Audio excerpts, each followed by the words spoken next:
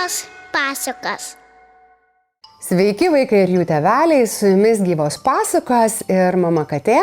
Na, šįkart noriu jums paskaityti pasaką apie žiogą ir skruzdėlę.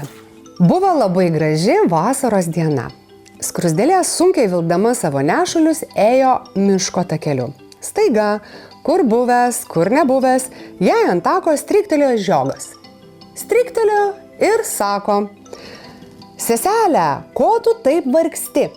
Matai, kokia graži diena, tai dainuok ir linksminkis." Skruzdėlė pažiūrėjo į žiogą, palingavo galvą. "Dirbti reikia, o ne linksmintis.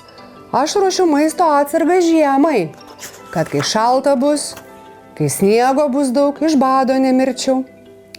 "Dar ko," nusijuokė žiogas.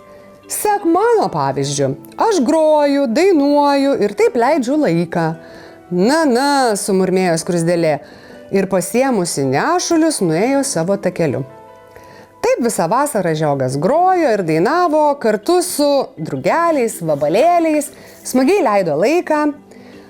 Na, vieną dieną vasara baigėsi, atėjo rūsti žiema, papūtė vėjas ir ėmė nešioti snaiges.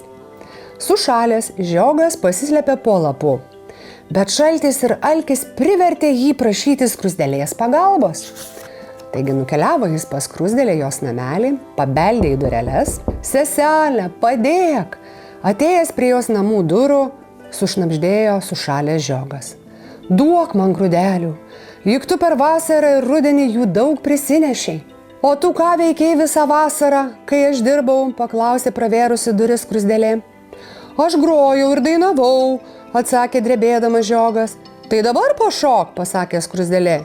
"Bus šilčiau," ir uždarė duris.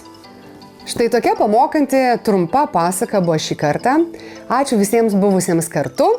Na, tų, kuriems patinka mūsų kuriami įvaizdžiai ir skaitomos pasakos, noriu paprašyti prenumeruoti mūsų kanalą Gyvos pasakos YouTube, sekti mūsų profilius socialiniuose tinkluose ir būti kartu.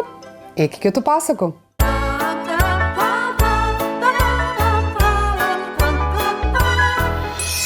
Gyvos pasakos.